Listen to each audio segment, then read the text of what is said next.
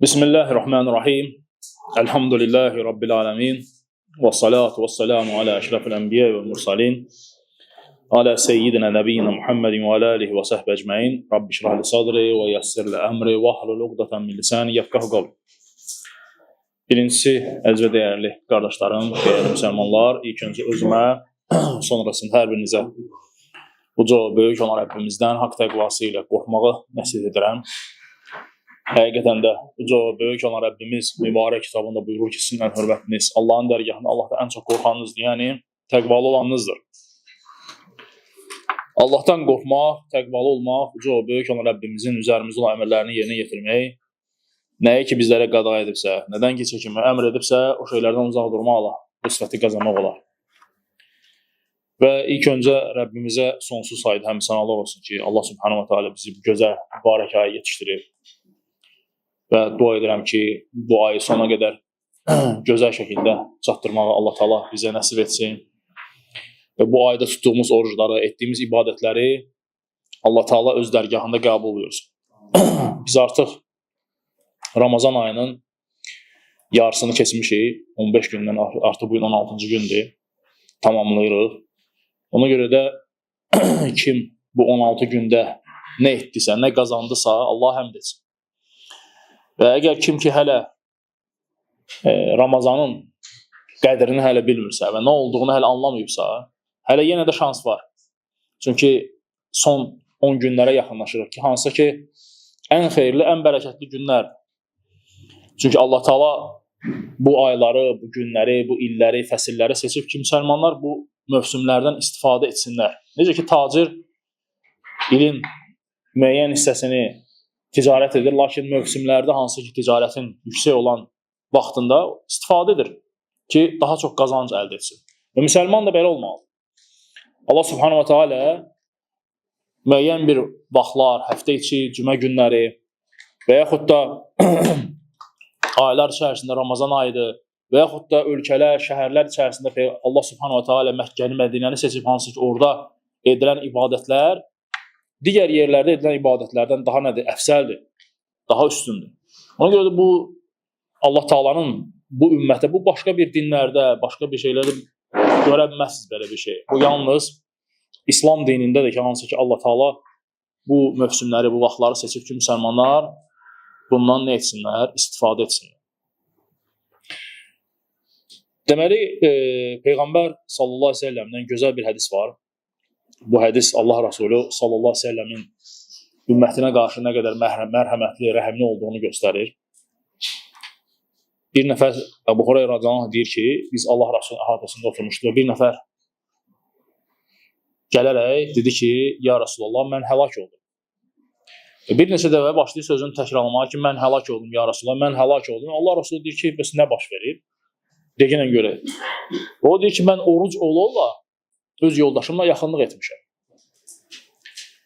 Və indi bilmirəm nə edim. Və Allah Rasulü sallallahu əleyhi və səlləm ondan sonra başlayır həmin o insana, yəni oruc vaxtı yaxınlıq edənin üzərinə hansı kəffarələr düşür, onları deməyə.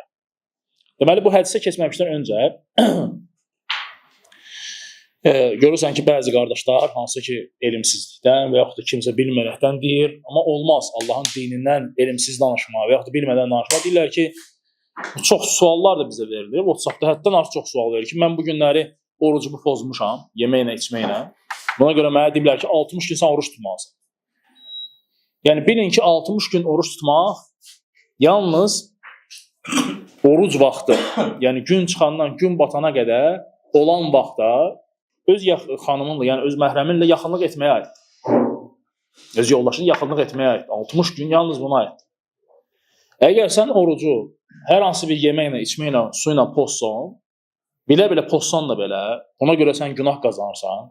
Çünki Ramazan orucu fərzdir və onu pozmaq bilə-bilə qəsdi şəkildə böyük günahdır. Buna görə tövbə etmək lazımdır və kəfarəsi bir gündür, qardaşlar. Bir gün, yəni bundan artıq deyil. 60 gün isə, yenə dediyimiz kimi, yalnız yaxınlığa aiddir. Hansı ki, o Ramazanın müddəti var, gün çıxandan gün batana qədər. Elə bilirlər ki, bütöv Ramazana aiddir, yaxınlıq eləmək olmaz. Yox, belə bir şey yoxdur. Gün çıxandan gün batana qədər, yəni oruc olduğu müddətdə yaxınlıq etmək olmaz. Amma iftardan sonra, yəni bütün bu şeylər nədir? Aradan götürülür, həm yeyə də bilərsən, həm içə də bilərsən. Və burada alimlər deyirlər ki, insan o yaxınlıq məsələsi var. Yaxınlıq məsələsində də insan bilə-bilə etməlidir onu. Yəni belə-belə ağlında olaraq onu pozmalıdır.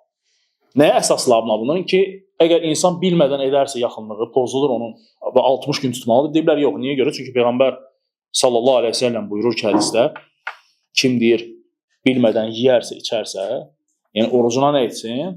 Davam etsin. Çünki onu Allah Taala nədir? Yedizdirib, çizdirib. Ona görə də görürsən ki, orucun ilk əvvəllərində insan bilmədən nəsə yeyir, nəsə atır ağzına, birdən ayılırsan ki, orucsan. Deməli, oruca davam edirsən, orucun pozulmur. Çünki bilə-bilə etməlisən. Həmçinin də yaxınlıq da buna bu cür sahiblər alimlər. Deyirlər ki, əgər bilmədən edərsənsə, yəni oruc olduğunu unudarsansa, eləyərsənsə, bu zaman nədir 60 gün oruc düşmür. Və həmçinin də burada bir məsələ də var ki, qardaşlarım, hər iki tərəfin də razılığı olmalıdır. Yəni əgər bir tərəf digər tərəfi məcbur edibsə, məsələn kişi qadını məcbur edibsə, bu zaman kişinin boynuna düşür, qadının boynuna nədir? 60 gün oruc düşmür. 60 gün oruc düşmür. Və həmçində qardaşlar, bir şey də yadınızda saxlayın ki, bu hökm yalnız Ramazan ayına aiddir. Məsəl üçün mənim qəzalarım qalıb Ramazandan. Başqa aylarda başlayıram tutmağa. O zaman əgər yaxınlıq olarsa, ona görə 60 gün oruc düşür? Yox. 60 gün yalnız Ramazan ayına aiddir. Onun hörmətinə görə.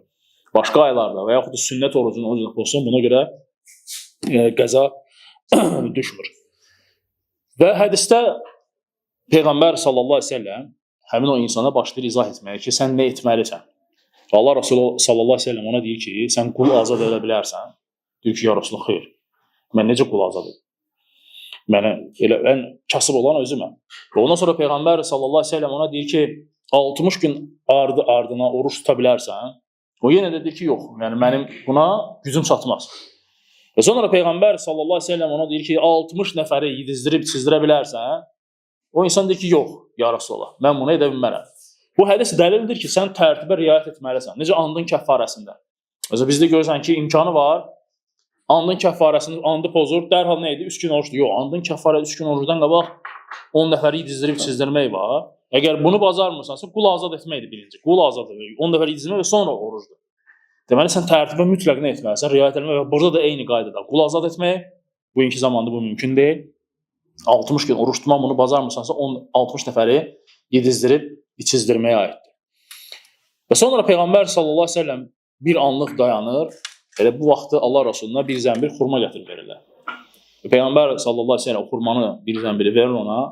Deyir ki, gələ bunu Mədinədə payla kasıblara. Və o da deyir ki, ya Rasulullah, yəni Mədinədə, yəni məndən kasıbı tanımıram deyir. Yəni məndən kasıbını tanımıram. Və Peyğəmbər sallallahu əleyhi və səlləm gülümsəyir ona və o xurmaları götürərək nədir? Çıxır gedir. Bu dəlildir ki, bu hədis, qardaşlarım, Peyğəmbər sallallahu əleyhi və səlləm insanlara qarşı necə rəhimli və mərhəmətli idi. Allah Rasulü ona şəriətdə olan bütün əhkamları hamısını bir-bir izah etdi ona. Yəni o insan da bir-bir hamısına dedi ki, mənim buna gücüm çatmaz, buna gücüm çatmaz. Buna axırda hətta o sədəqə onun özünə verir. Ona görə deyilir ki, kimsə sənin yerinə kəffarə ödəyə bilər. Yəni hədisdən çıxan faydalardandır ki, əgər sən deməli gücün çatmırsa, kimsə sənin yerinə kəffarəni nə edə bilər? Ödəyə bilər, yəni səni köməkli edə bilər o kəffarəni ödəməyə. Və həmçinin də dediyimiz kimi, qardaşlarım, bu hökm yalnız Ramazan ayına aiddir. Ramazan ayından da əlavə həmçində burada mütləqdir ki, şəkildə ki, sən tərtibə nə etməlisən? Tərtibə riayət etməlisən. Və deyir ki, hədisdən çıxan faydalardandır ki, kəffarəni ödəyən şəxs deməli, hətta kasıb olsa da belə, bu onun üzərindən düşmür. Hətta kasıb olsa da belə, kimsə deyə bilər ki, biri kasıbdır. Yox, kasıbdırsa ona bu əhkamlar hamısı bir-bir deyiləcək. Qul azad etmək, 60 gün davada oruç tutmaq, 60 nəfəri yedizdirib çizdirmək, ondan sonra nədir? Sədəqə vermək. Yəni, bütün bunlar dəlildir ki, fərq etmir. Kasıb və yaxud da imkanlıdırsa, bu kəffaralı onların hər birinin nədir? Üzərinə düşür və hər biri də bu kəffaraləri yerinə yetirilməlidir. Peyğəmbər sallallahu əleyhi və səlləm insanlara qarşı mərhəmətli, rəhimli olmasıdır ki, hətta məsəl üçün gəlib ki, rivayətlərdə o bədəvi ərəb ki, hansı ki, məscidə girir və ayaq yoluna çıxır məsciddə və sahabələr onun üzərinə hücum edirlər ki, onu vursunlar. Və Peyğəmbər sallallahu əleyhi və səlləm qoymur onlar ki, onu vursunlar. Deyir, işiniz yoxdur, qoy işinə davam eləsin. Və ondan sonra Allah Rasulü onu çağırır, otuzdurur Və onu gözəl şəkildə nə edir? İzah edir ki, yəni bura Allahın evidir. Allahın evində, yəni bu cür təbii ehtiyacı ödəmək olmaz. Və gözəl şəkildə ona izah etdikdən sonra həmin insan dua edir ki, ya deyir ki, mən dua edirəm ki, Allah Taala səni bir də məni bağışlasın. Mən ikimizdən başqa heç kəsi bağışlamasın. Çünki obruslar ona çox təzyiq göstərmişdilər. Hə. Və Peyğəmbər sallallahu əleyhi və səlləm ona orada deyir ki, yəni sən Allah rəhmətinin genişliyini, yəni daraltdın da, yəni Allah Taala'nın olmaz belə. Və bu onu göstərir ki, Allah Rəsulu yəni insanlara qarşı çox mərhəmətli və rəhimli idi. Ona görə də yəni bu əhkamları izah etmək insanlara lazımdır ki, insanlar bilsinlər ki, yəni 60 gün yalnız və yalnız yaxınlığa aiddir Ramazan boyunca. Yəni oruc ikən yaxınlığa aiddir. O da yəni bilərək ağlın başında olaraq etdikdə. Amma digər vaxtlarda yəni yeməklə, içməklə əgər oruc pozulursa, bu zaman onun kəffarəsi nədir? Tövbə etmək və bir gün oruç tutmaq və salam. Ondan artıq deyildir. Allah Subhanahu taala dua edirəm ki, Allah Taala bizi eşidib faydalananlardan etsin. Bizi bu gözəl aydan bağışlanmış halda çıxan qullarından etsin.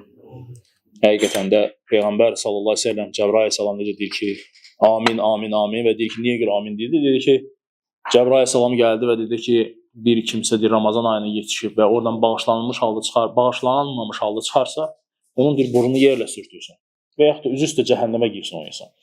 Yəni bu onu göstərir ki, hədis ki, insan Ramazan ayında çalışmalıdır. Yəni sən əgər bu ayda da savabları yığmırsansa, qazanc əldə etmirsənsə, yəni qazanc deyəndə dünyəvi yoxdur, dini savablardan gəlirsə, əldə etmirsənsə, onda başqa aylarda bunu etmək çox çətin olacaq. Allah bizə eşidən faydalanlardan etsin. Allah Taala bizi bundan sonra da neçə belə gözəl Ramazanlara çatdırsın. Və həmçində Allah Taala o qardaşlar ki, hansı ki iftarlar verirlər, qardaşları, müsəlmanları bir yerə toplayırlar. Allah Taala onların da malına, mülkünə, əhlinə bərəkət versin. Amin. Subhanək Allahumma. Yəni dəqiq əşhədən və əstəğfirullah. Allah sizdən razı olsun.